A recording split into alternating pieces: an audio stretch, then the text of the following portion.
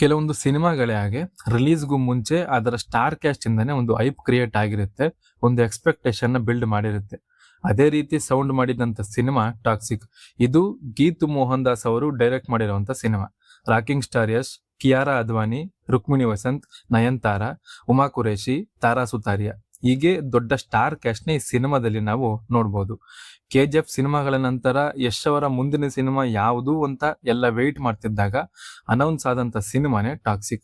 ಅದರಲ್ಲೂ Geetu Mohan Das bold and experimental movies ಗಳಿಗೆ ಹೆಸರುವಾಸಿ ಆಗಿದ್ದಂತ ಡೈರೆಕ್ಟರ್. ಅವರ ಜೊತೆ ಯಶ್ ಕಾಂಬಿನೇಷನ್ ಹೇಗಿರುತ್ತೆ ಅಂತ ಎಲ್ರಿಗೂ ಒಂದು ಕ್ಯೂರಿಯಾಸಿಟಿ ಇತ್ತು. ಸೊ ಫೈನಲಿ ಆ ಸಿನಿಮಾ ಹೇಗಿದೆ, ಏನೆಲ್ಲ ಇದರಲ್ಲಿ ಇಷ್ಟ ಆಯ್ತು, ಏನೆಲ್ಲ ಇದರಲ್ಲಿ ಕಷ್ಟ ಕೊಡ್ತು ಅಂತ ಹೇಳ್ತಾ ಹೋಗ್ತೀನಿ, ಬನ್ನಿ ನೋಡೋಣ. Hi hello, welcome back to my channel cinema review by Maddy. ನಿಮ್ಮ ಸಪೋರ್ಟ್ ತುಂಬಾನೇ ಮುಖ್ಯ. ವಿಡಿಯೋ ಇಷ್ಟ ಆದ್ರೆ ದಯವಿಟ್ಟು ಲೈಕ್ ಮಾಡಿ, ಸಬ್ಸ್ಕ್ರೈಬ್ ಮಾಡ್ಕೊಳ್ಳಿ ಅಂತ ಕೇಳ್ಕೊತೀನಿ. ಸಿನಿಮಾದ ಪ್ಲಾಟ್ ಬಗ್ಗೆ ಹೇಳೋದೇ ಆದ್ರೆ, ಸ್ವತಂತ್ರದ ನಂತರ ಗೋವಾ ಪೋರ್ಚುಗೀಸ್ನ ಅಂಡರ್ ಅಲ್ಲಿ ಇರುತ್ತೆ. ಆ ಸಮಯದಲ್ಲಿ ಕ್ರಿಯೇಟ್ ಆಗಿರುವಂತ ಒಂದು ರಗಡ್ ಅಂಡರ್ ವರ್ಲ್ಡ್. ಅಲ್ಲಿ ಬರುವಂತ ಪಾತ್ರವೇ ರಾಯ ಮತ್ತೆ ಗಂಗಾ. ಗಂಗಾಗೆ ಇರೋದು ಒಂದೇ ಆಸೆ, ರಾಯ ಇಡೀ ಸಿಟಿನ ಆಳ್ಬೇಕು ಅಂತ. ಯಾರಿಗೂ ಎದುರದ, ಯಾರಿಗೂ ಅಂಜದ, ಎಲ್ಲರಲ್ಲೂ ತನ್ನದಾದ ಭಯನ ಹುಟ್ಟು ಹಾಕಿರುವಂತ ಗ್ಯಾಂಗ್ಸ್ಟರ್ ನಮ್ಮ ರಾಯ. ಹೀಗಿರುವಾಗ ಅವನ ಜೀವನದಲ್ಲಿ ಒಂದಷ್ಟು ಜನ ಬರ್ತಾರೆ ಹೋಗ್ತಾರೆ. ಈ ಬಂದು ಹೋದಂತವರ ಇಂಪ್ಯಾಕ್ಟ್ ಏನೆಲ್ಲ ಮಾಡುತ್ತೆ ಅನ್ನೋದನ್ನ ನೀವು ಸಿನಿಮಾದಲ್ಲಿನೇ ನೋಡಿ ತಿಳ್ಕೋಬೇಕು. ಇನ್ನು ಈ ಸಿನಿಮಾದ ಬಿಗ್ಗೆಸ್ಟ್ ಪಾಸಿಟಿವ್ ಅಂದ್ರೆ ಅದು ರಾಕಿಂಗ್ ಸ್ಟಾರ್ ಯಶ್ ಅವರು ಅಂತಾನೆ ಹೇಳ್ತೀನಿ. ಅವರದೇ ಆದಂತ ಒಂದು ಸ್ಟೈಲ್ ಇದೆ. ಅವರ ಮ್ಯಾನರಿಸಮ್, ಅವರ ಆಟಿಟ್ಯೂಡ್, ಅವರ ಮಾಸ್ ಲುಕ್, ಆ ರಗಡ್ ಕ್ಯಾರೆಕ್ಟರ್ಸ್. ರಾಯ ಮತ್ತೆ ಟಿಕೆಟ್ ಎರಡೂ ಪಾತ್ರವನ್ನು ತುಂಬಾ ನೀಟಾಗಿ ಹ್ಯಾಂಡಲ್ ಮಾಡಿದ್ದಾರೆ. ಅಂಡ್ ಆ ಟ್ರಾನ್ಸ್ಫಾರ್ಮೇಶನ್ ಇದೆಯಲ್ಲ, ಅದು ಒಂದು ರೀತಿಯ ಮಾನ್ಸ್ಟರ್ ಅಂತಾನೆ ಹೇಳ್ತೀನಿ. ಯಶ್ ಅವರ ಆಕ್ಟಿಂಗ್ ಕೇಪಬಿಲಿಟಿ ಏನು ಅನ್ನೋದನ್ನ ಈಚ್ ಅಂಡ್ ಎವ್ರಿ ಫ್ರೇಮ್ ಆ ಸ್ಕ್ರೀನ್ ಮೇಲೆ ಬಂದಾಗ ಎಕ್ಸ್ಪೀರಿಯನ್ಸ್ ಮಾಡಬಹುದು ಅಂತಾನೆ ಹೇಳ್ತೀನಿ. ಇನ್ನು ಸಿನಿಮಾದ ಸಿನಿಮಾಟೋಗ್ರಫಿ ಆಗಲಿ, ಆರ್ಟ್ ವರ್ಕ್ ಆಗಲಿ, ಸೆಟ್ ಡಿಸೈನ್ಸ್ಗಳು, ಆ ಕಾಸ್ಟ್ಯೂಮ್ಸ್ಗಳು ಎಲ್ಲವೂ ತುಂಬಾ ನೀಟಾಗಿ ರಿಚ್ ಆಗಿ ಕಾಣ್ತಿತ್ತು. ಚಿತ್ರತಂಡದ effort each and every frame ಎದ್ದು ಕಾಣುತ್ತೆ ಅಂತಾನೆ ಹೇಳ್ತೀನಿ. ಇನ್ನು ಆ ಸರ್ಕಸ್ ಫೈಟ್ ಸೀನ್ಸು, ಆಕ್ಷನ್ ಸೀಕ್ವೆನ್ಸ್ಗಳು, ಮತ್ತೆ ಅದರ ಬ್ಯಾಕ್ ಗ್ರೌಂಡ್ ಸ್ಕೋರ್ಗಳು, ಕ್ಯಾಮ್ರಾ ವರ್ಕ್ಸ್ ಎಲ್ಲಾನು ತುಂಬಾ ನೀಟಾಗಿ ಹ್ಯಾಂಡಲ್ ಮಾಡಿದ್ದಾರೆ ಅಂತ ಅನ್ನಿಸ್ತು.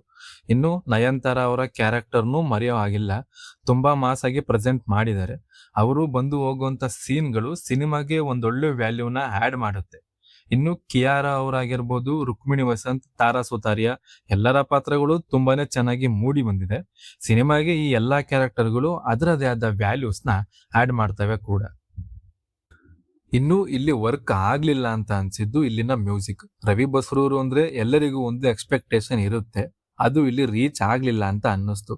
ತಬಾಯಿ ಮನಮೋಹಕ ಸಾಂಗ್ಸ್ಗಳು ಬಿಟ್ರೆ ಬೇರೆ ಇನ್ನು ಯಾವ ಸಾಂಗ್ಸ್ಗಳೇ ಆಗಲಿ, BGMಗಳೇ ಆಗಲಿ ಯಾವುದು ಅಷ್ಟೊಂದು ಇಂಪ್ರೆಸ್ ಮಾಡಲ್ಲ. ಇನ್ನು ಇದರ ಸ್ಕ್ರೀನ್ ಪ್ಲೇ ಮತ್ತೆ ಇದರ ಎಡಿಟಿಂಗ್ ಒಂದಷ್ಟು ಕಡೆ ವರ್ಕ್ ಆದ್ರೆ ಒಂದಷ್ಟು ಕಡೆ ವರ್ಕ್ ಆಗಲ್ಲ.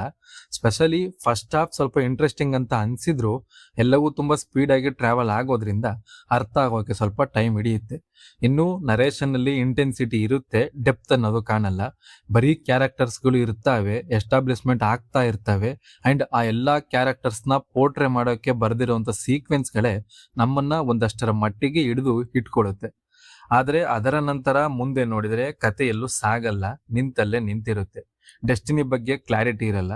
ಬರೀ ಕ್ಯಾರೆಕ್ಟರ್ಸು, ರೊಮ್ಯಾನ್ಸು, ಈಗೋ ಅದರಲ್ಲೇ ಶುರುವಾಗಿ ಅದರಲ್ಲೇ ಮುಳುಗಿ ಹೋಗಿದೆ.